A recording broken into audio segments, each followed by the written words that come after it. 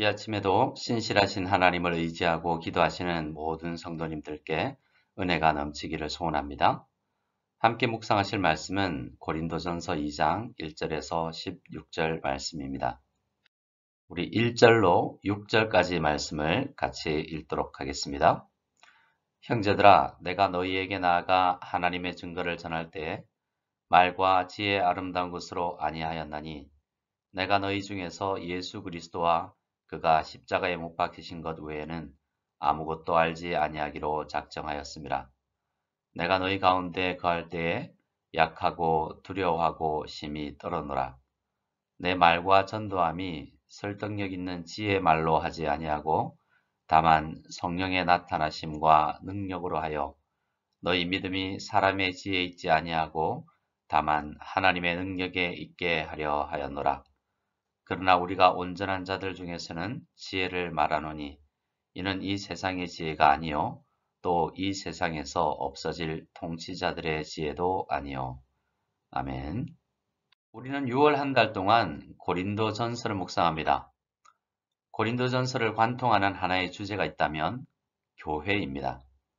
어떻게 교회가 세워지는지, 교회는 어떤 공동체인지, 주님 재림 전까지 교회는 어떤 일을 해야 하며 그 일을 하도록 우리 하나님은 교회에 어떤 선물을 주셨는지를 이야기합니다. 그런데 대부분의 이야기가 고린도 교회가 교회이면서도 오해하고 있어서 발생한 다양한 문제들을 언급하면서 그 교회를 가르칩니다. 그래서 우리는 고린도전서를 통해서 우리가 교회로서 기능을 잘 하면 어떤 공동체가 될 수 있는지와 바른 기능을 하지 못할 때 어떠한 문제가 생기는지를 배울 수가 있습니다.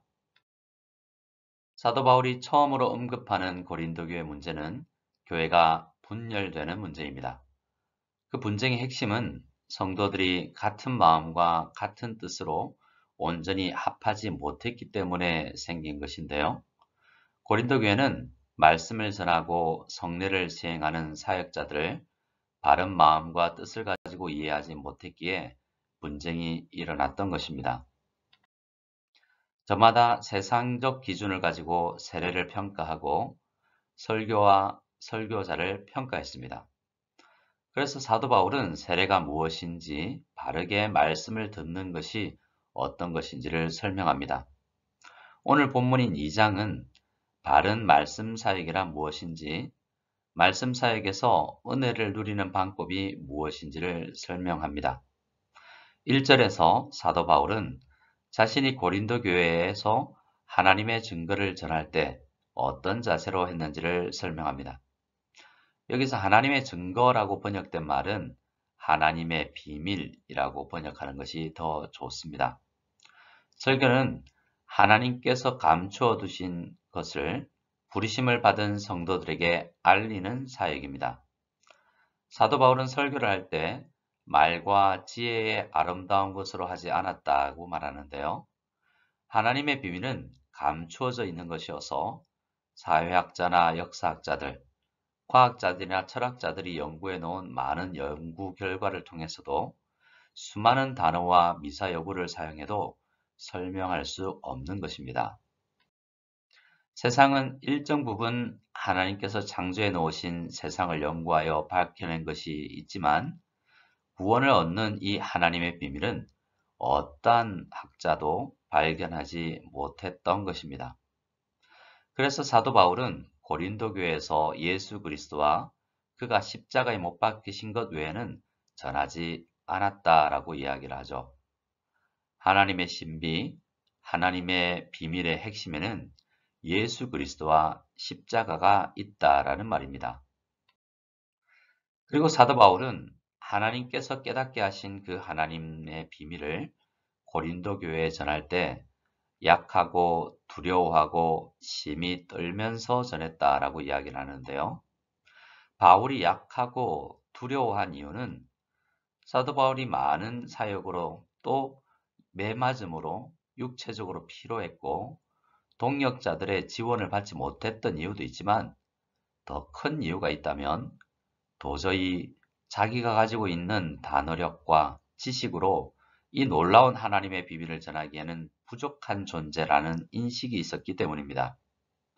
그리고 하나님의 비밀은 단어로 문장으로 풀어놓으면 간단하지만 세상 사람들은 조롱하고 미련하다라고 할 것이 분명한 내용이었기 때문에 두렵고 떨기도 했을 것입니다.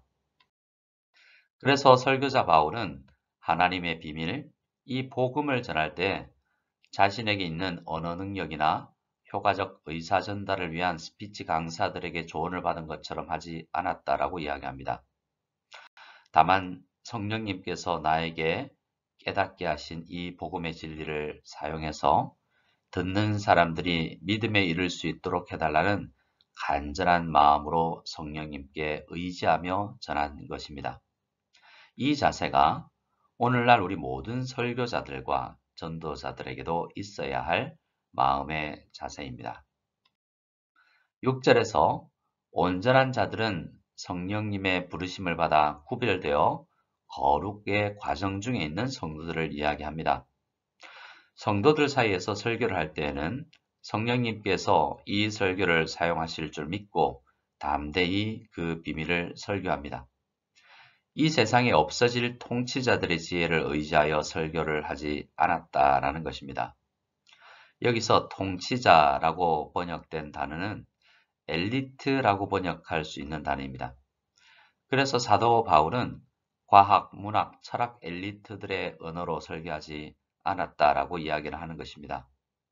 세상에는 참 똑똑한 엘리트 그룹에 있는 사람들이 많이 있지 않습니까? 노벨상을 받는 사람들을 생각해 보면 될 것입니다. 그들의 학문적 성과는 세상에서 칭찬하는 것이지만 아무리 그러한 학문적 언어로 설명을 해도 성령 하나님께서 깨닫게 하심이 없으면 무용지물입니다. 그래서 세상에서 없어질 엘리트들의 지혜로 설교하지 않았다라고 이야기를 하고 있는 것입니다. 8절에서 사도 바울은 세상 지식이 얼마나 이 진리를 파악하는 데 무능한지를 예수님을 십자가에 못 박게 했던 당시 이스라엘 최고 지성인들을 생각해 보면 알 수 있다라고 이야기합니다. 그들이 자신의 지혜로 영광의 주님을 알 수 있었다면 예수님을 십자가에 못 박지 않았을 것이기 때문입니다. 학문적 업적이 전혀 필요가 없다라는 이야기가 아닙니다. 그러나 구원의 진리와 하나님 나라를 이야기할 때는 쓸모가 없다라는 것입니다. 그런데 고린도 교회는 그러한 업적의 가치를 두는 세상적 판단 기준을 가지고 설교를 듣고 설교자를 판단하는 교만한 자세가 그들에게 있었던 것입니다. 바울은 설교사에게 있어서 성령 하나님의 일하심을 강조하여서 설명하는데요. 10절과 11절을 같이 읽겠습니다. 오직 하나님이 성령으로 이것을 우리에게 보이셨으니 성령은 모든 것, 곧 하나님의 깊은 것까지도 통달하시느니라. 사람의 일을 사람의 속에 있는 영 외에 누가 알리요? 이와 같이 하나님의 일도 하나님의 영 외에는 아무도 알지 못하느니라. 아멘. 우리가 예수 그리스도와 십자가에 대해서 설교를 하면 성령님은 우리에게 그 의미를 깨닫게 하십니다. 성령님은 이 지구상 어떤 학자도 하지 못하는 하나님의 비밀을 통달하여 알고 계시며 우리 성도들에게 전해 주실 수 있는 분이십니다. 우리가 죄로 말미암아 일그러져 있는 우리의 이성을 바른 기능을 하도록 하시는 분입니다. 이전에는 미련하게 들렸던 걸림돌이었던 그 말씀이 깨달아지게 하시는 분이십니다.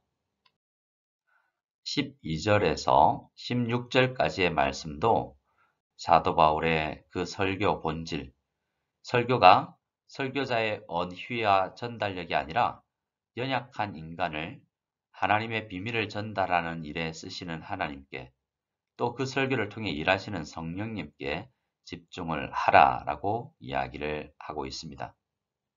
하나님의 마음과 성령님의 마음을 알지 못하여서 고린도교회 성도님들은 세상적 판단 기준을 가지고 말씀 사역을 판단한 교만한 마음을 뉘우치고 바른 마음으로 회복하라 라고 이야기를 하고 있는 것입니다. 사도 바울은 질문으로 2장을 마무리합니다. 우리 16절을 같이 읽겠습니다. 누가 주의 마음을 알아서 주를 가르치겠느냐? 그러나 우리가 그리스도의 마음을 가졌느니라. 아멘. 숨겨져 있던 비밀인 주님의 마음을 알 수 있는 사람은 아무도 없습니다. 그런데 바울과 아볼로, 게바가 깨달았습니다. 그리고 우리 성도들에게 하나님께서 때가 되었을 때 그 비밀을 나타내 보여주셨습니다. 주님의 마음을 알 수가 없으면 당연히 가르칠 수 있는 사람도 없지 않겠습니까? 세상이 가진 지혜로 알고자 노력을 해도 알 수가 없다면 전할 수 없는 것이 당연한 이치입니다. 세상이 알 수 없는 하나님의 비밀을 전하고 가르칠 수 있는 자격을 얻고 이 가르치도록 부르심을 받는 것은 놀라운 특권입니다. 말씀을 전파하는 사역자들의 헌신은 그래서 귀합니다. 그렇게 하나님 앞에 귀한 사역을 했던 바울과 아볼로, 게바를 함부로 판단하고 분쟁의 기회로 삼은 고린도 교회는 그래서 연약한 상태였다라고 할 수 있습니다.